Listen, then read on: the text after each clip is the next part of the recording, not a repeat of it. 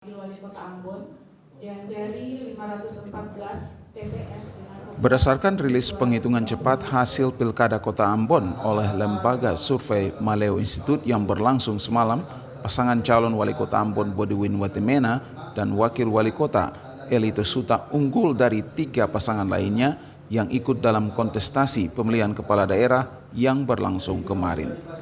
Jargon Beta Par Ambon Bodewin Watimena mengungguli 3 rivalnya dalam penghitungan sementara yang dilakukan Maleo Institute yang disampaikan semalam dalam jumpa pers.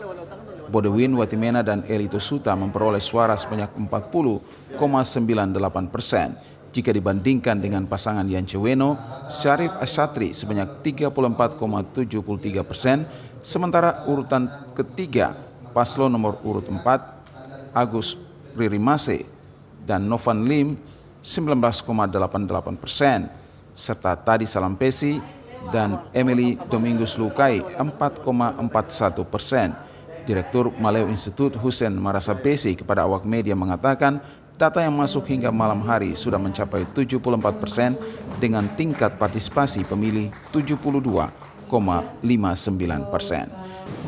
Data yang kami rilis ini 72,50% data masuk kami dengan partisipasi pemilih 72,35%. Dapat dilihat di layar Bapak Ibu dan teman-teman wartawan sekalian.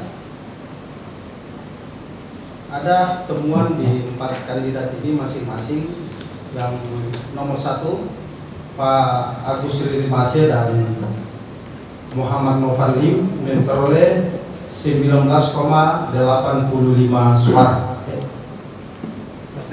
19,85%. Nomor 2 Pak Bodewin dan Ibu Eli Watimena memperoleh Eli Tosuta memperoleh 41,06%. Dan yang ketiga Pak Tadi Salampesi dan Pak Domingus 4,35%.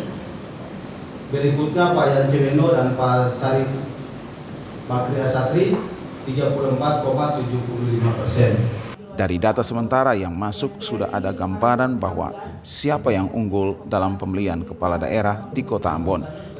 Kendati demikian, hasil real count dari KPU menjadi hasil resmi untuk menentukan kemenangan.